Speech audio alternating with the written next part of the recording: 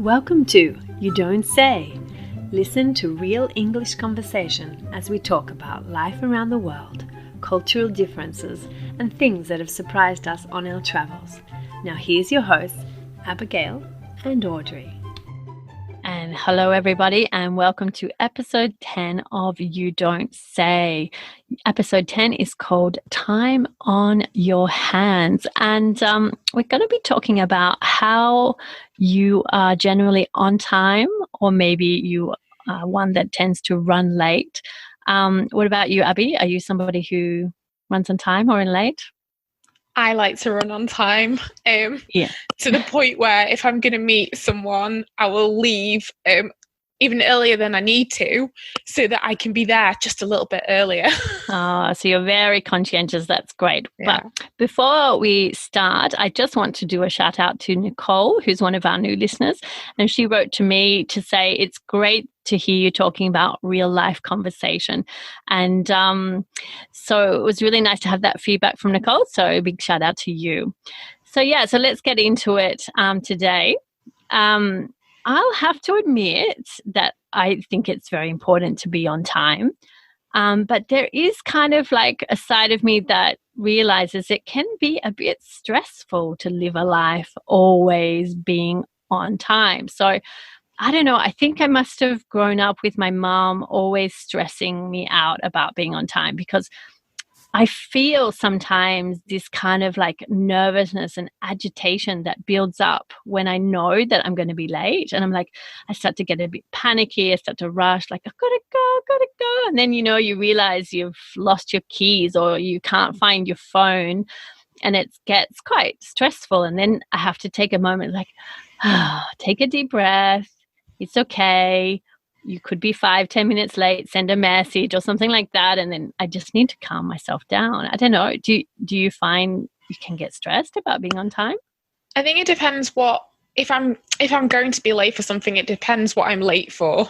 And then depends on the person who I'm meeting or the people that I'm meeting and how they sort of view being on time. So it's changeable. Yeah, no, it's true. And I think that's the thing, it's important to think of the other person when you're, running late or being on time or, whatever. You need to think of the other person.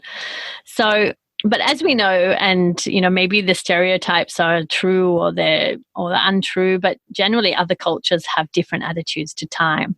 You've been doing a little research on this, haven't you? I have. So I already knew a little bit about this, but I just went into more detail. And basically, so you'll find that the world in terms of timekeeping is divided between East and West. And then in each of those categories, everybody is a little bit different. So for example, in Japan, if you are 1 minute late to something, it's considered quite rude. If a train is 1 minute late, it's considered really late. Whereas maybe somewhere like in China, you kind of have like that 10 minutes of window time when it's okay, you're not late. And then looking at like other countries, for example, in Brazil, it's actually being on time, especially in the capital, is just not really a thing. So if someone invites you to a party and they say, oh, it starts at 8:00 and you arrive at 8:00, they're like, why are you here at 8? People will turn up at 9, 10, maybe 11. So Yeah. So tell me, I don't know. So as the listeners know, I've lived in Italy and I'm living in Spain now. They have a reputation for being a little bit more flexible on time. But on the other hand, they get a bit angry because they say, well, there's two types of time. There's the time of like work. If you have a meeting at 10, the meeting's at 10. I mean, there's a little bit of flexibility, maybe 5 minutes or something like that, but generally that's respected. However, if you're talking about a party, a social gathering, there's definitely an area of flexibility. I have to admit, some friends who are from, Latin American countries, I think they seem to be a little bit more relaxed. I sometimes tell them to be at a time an hour before. Like I actually give them a different time than maybe my English and Irish friends. So we can try to have everybody arriving at the same time. So, but then on the other hand, I also have my Dutch friend who you would think that, she's really punctual. Sometimes she can arrive like 2 hours late. So, we can't stereotype cultures. I think it's sometimes very personal too. Don't you think? So. Yeah, I think so. And I think as well. So confess, do you have like a friend who's always late? I have got friends that are always late, but I forgive them. We've known each other for a long time. So what I do, I know they won't be listening. What I do is I tell them if I'm meeting them at like 12, I'm like, yeah, meet me at 11:30 because I know that then they'll turn up at 12. Yeah. So with good friends, we can be flexible. No? Yeah. So what else have you learned? So Japanese are strict on time. Super strict. Brazilians are flexible. Very flexible. Moroccans, there's a thing called Moroccan time. So say there was like, I don't know, there was a meeting planned for like 1 o'clock. Well, it might not take place until 2, but it actually might not even take place until the next day. Yeah, it'd be interesting to know a little bit why some cultures have more flexible attitudes to time and then others. I mean, I don't know. I've never really read anything about it. I guess, it's quite a curious topic. So why is it, do you think it's got something to do with like hot climates versus cold climates when it's too hot, you can't rush? I was just thinking that. Yeah, I was just thinking that. I just remembered. So it was a long, long time ago, but my parents are from Jamaica. So the last time we went, me and my mum, we'd booked in the hairdressers and we were running late. So my mum was like, you need to walk quickly. We're going to be late for the hairdressers. And this man saw us and he told us to slow down. But yeah, just remembered that. Oh, I have heard. Yeah, I have some students who work for a company who deals with Jamaican. They're building something in Jamaica, and they said they had to make a very big adjustment to like work life and things go in Jamaican time. I think Jamaican time's quite famous, no? It is. But they look wonderfully relaxed. Exactly. No? See, this is what happens when you don't rush everywhere. Exactly. So do you think it's stressful to keep on time, or is it just a natural thing for you? I think it's a natural thing. It's a natural thing now. I guess as I've got older, and especially being a teacher, like if I have students that are booked in for a class at a certain time, I can't be like, I'll see you in half an hour because I'm just taking my time. So yeah, no, it's true. Yeah, I think running to times, a schedule, depending on the nature of your work, can make a difference on time. Yeah, that's for sure.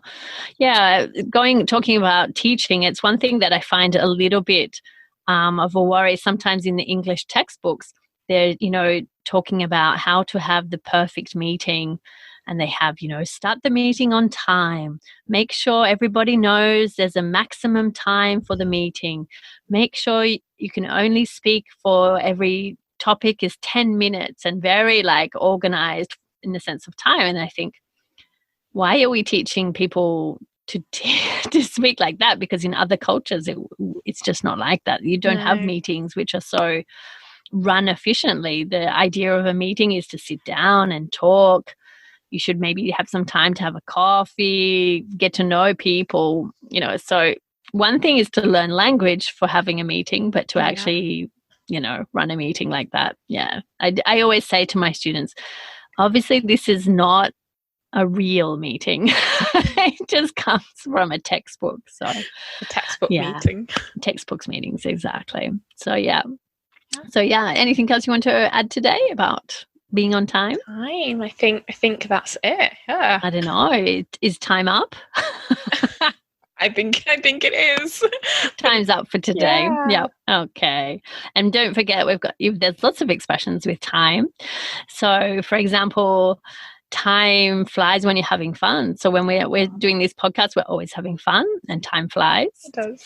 And also there is the title of this episode is Time on Your Hands. And so if you want to learn more about this expression, then you should follow us on Instagram, shouldn't you, Abby? Yeah, we should. Yeah, we're always posting like interesting phrases that will make your English sound a little bit more natural. You can hear clips of upcoming shows as well, and also behind the scenes and live broadcasts on there. So yeah, you should follow us. It's fun. So where can what's our address on Instagram? So you can find us at podcast You Don't Say. So it's don't without an apostrophe. So exactly, just write it DONT. Exactly, you don't say. So hopefully we'll see you there. Also, we've got our Facebook group. So we're happy to help you keep learning and enjoying good English conversation. So I hope you enjoyed this episode, and we'll hear from you soon. Okay, bye. Bye. Thanks for joining us this week on You Don't Say. If you enjoyed our show, please leave us a rating on iTunes. Or if you simply tell a friend, we'd love that too. Sign up for our newsletter and get your free podcast study guide. You can find this in the link in the show notes. Listen out for our next show, coming soon.